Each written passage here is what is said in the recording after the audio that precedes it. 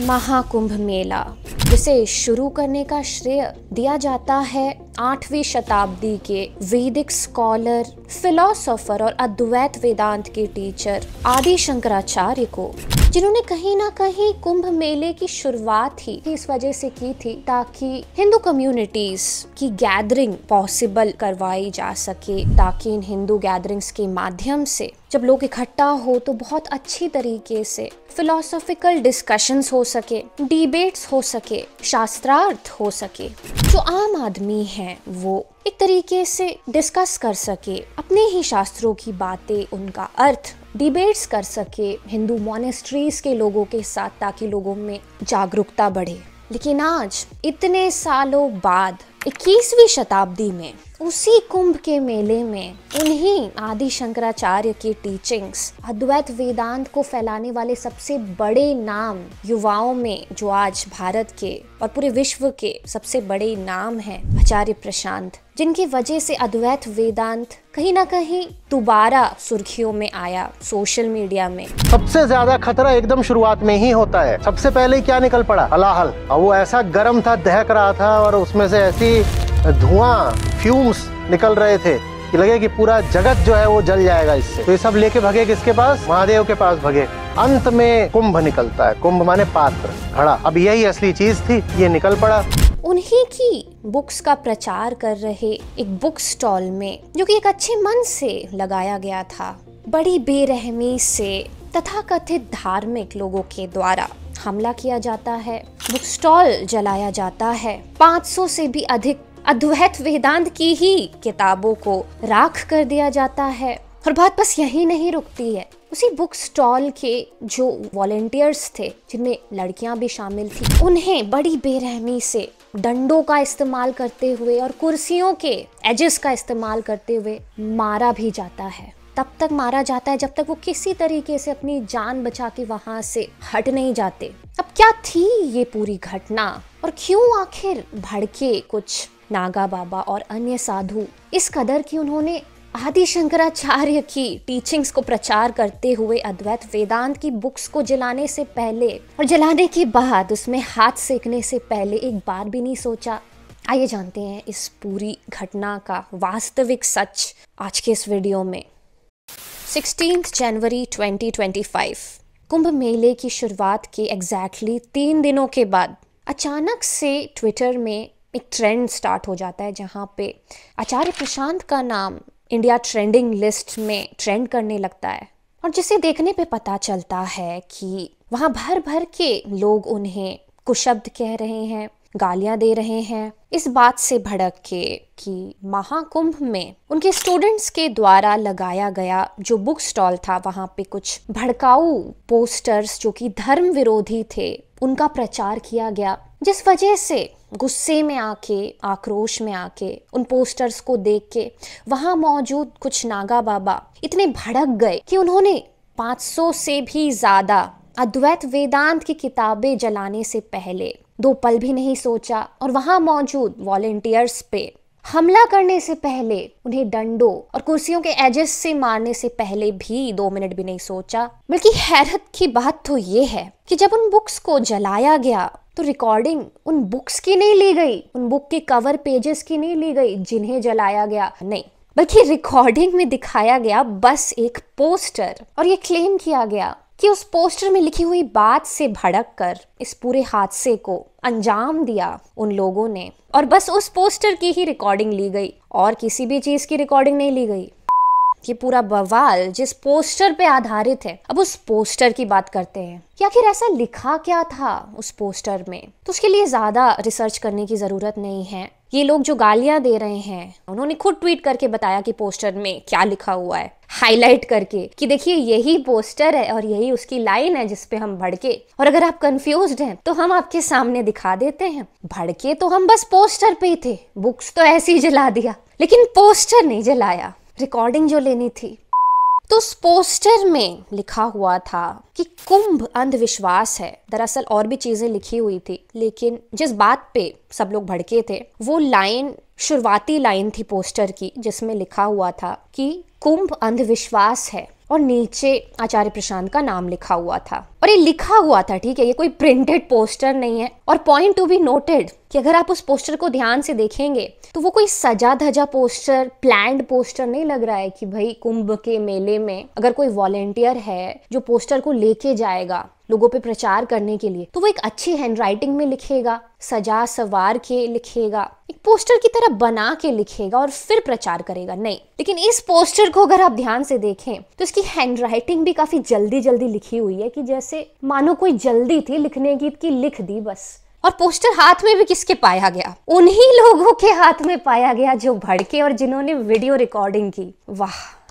जो वॉलेंटियर्स थे book stall के, उनके हाथ में नहीं पाया गया पोस्टर, जो कि रिकॉर्डिंग में साफ साफ दिख रहा है। तो आखिर ऐसा कैसे हो गया कि जो प्रचार कर रहा है बुक स्टॉल में पोस्टर का, जिसको पढ़ के नागा बाबा भड़क गए, उन वॉलेंटियर्स के हाथ में तो कोई पोस्टर है ही नहीं रिकॉर्डिंग में, बल्कि पोस्टर कहाँ पाया जा रहा है? उन लोगों के हाथ में जो वीडियो बना रहे हैं। सोर्सलेस पोस्टर, जहां पे वो जो लाइन लिखी गई है उसका कोई सोर्स भी मेंशन नहीं है कि किस बुक से उठा के इस लाइन को इस पोस्टर में लिखा गया है। इंटरेस्टिंग बात यहाँ पे ये है कि जितने भी ट्वीट्स ट्रेंडिंग में दिखाई दे रही है वो सारी ट्वीट्स भी उन्हीं रिकॉर्डिंग्स को दिखा रही है जो इन भड़के हुए लोगों ने बनाई, अपने फोन से बनाई। कोई सेंस है इस बात की? इस पूरी घटना का, इस पूरे पोस्टर के रहस्य का तथ्य बाहर आता है जब उसी बुक स्टॉल में मौजूद उसी बुक स्टॉल के वॉलेंटियर, जो कि एक रिस्पेक्टेबल रिटायर्ड आर्मी ऑफिसर भी है, वो ट्वीट करते हैं और वे इस पूरी घटना को डिस्क्राइब करते हैं कि एग्जैक्टली वो पोस्टर कहाँ से आया था, उसमें जो भड़काऊ लाइंस लिखी गई वो किसने लिखी थी और उसका प्रचार कैसे हुआ। सबसे पहले तो उन्होंने कहा कि 30 वर्ष तक उन्होंने एक अनुशासित तरीके से हमारे देश के फौज में सेवा की और जब वो रिटायर हो गए फाइनली, तो उन्होंने सोचा कि अब वो क्या करे ऐसा जिससे वो रिटायरमेंट के बाद भी राष्ट्र की सेवा कर सके एक उच्चतम तौर पे। और इसी वजह से उन्होंने फैसला किया कि वो आचार्य प्रशांत की टीचिंग्स को आगे फैलाने का कार्यक्रम स्टार्ट करेंगे, जिस वजह से उन्होंने वॉलेंटियरिंग भी की इस बुक स्टॉल में। और क्योंकि वो ये अच्छी तरीके से जानते थे कि प्रयागराज में जहाँ कुंभ का मेला हो रहा है वहाँ ऐसे बहुत सारे लोग हैं जो कि आचार्य प्रशांत की टीचिंग्स को सुनते हैं, जिनका इंटरेस्ट है अद्वैत वेदांत की टीचिंग्स को जानने के प्रति। और उन्होंने इस ट्वीट पे कहा भी कि ये जो बुक स्टॉल है ये कोई ऐसा परमानेंट मेंबर्स वाला बुक स्टॉल नहीं था, ये ऐसा बुक स्टॉल था जहाँ पे लोग वॉलेंटियर्स की तरह आते जाते रहते हैं। और ऐसा नहीं कि बस पहली बार महाकुंभ के मेले में ये बुक स्टॉल लगाया जा रहा था, इसके पहले भी प्रयागराज के कई हिस्सों में बुक स्टॉल्स लगाए जाते थे। और जैसा कि मनमोहन सिंह जी ने बताया कि ये कोई ऐसे स्टॉल नहीं थे जहाँ पे लोग आ नहीं रहे थे बुक्स खरीदने के लिए, नहीं, बल्कि मनमोहन सिंह जी को खुद ये हैरानी हुई देख के कि वहाँ की जो आम जनता थी वो काफी ज्यादा इंटरेस्टेड थी बुक्स परचेज करने में स्टॉल से। जो स्टॉक था बुक्स का वो जल्दी जल्दी खत्म होता जा रहा था। इनफैक्ट बस आम आदमी ही नहीं, जो वहाँ साधुजन घूम रहे थे वो भी काफी खुश हुए थे इस बुक स्टॉल को देख के और उन्होंने भी काफी सारी बुक्स परचेज की और बुक्स परचेज करने के बाद आशीर्वाद भी दिया उन सारे वॉलेंटियर्स को जो कि बुक्स बेचने में हेल्प कर रहे थे। लेकिन फिर तभी तीसरे दिन बुक स्टॉल के कुछ ऐसा हुआ कि जब बुक स्टॉल लगने वाला था तब वहां मौजूद वॉलेंटियर्स ने एक बहुत ही विचित्र घटना नोटिस की कि अचानक से एक अनजान महिला वहां पे आ जाती है ये बोल के कि मैं आचार्य जी की टीचिंग्स की बहुत बड़ी फैन हूँ और मैं उनके लिए कुछ करना चाहती हूँ और मैं बहुत अच्छे पोस्टर्स बनाती हूँ, तो आप अगर मुझे मौका दे तो मैं बहुत ही सुंदर पोस्टर्स बना सकती हूँ और इस तरीके से योगदान कर सकती हूँ। उन्होंने इतना ज्यादा इम्प्रेस करने की कोशिश की वहां मौजूद वॉलेंटियर्स को कि वो इम्प्रेस हो गए।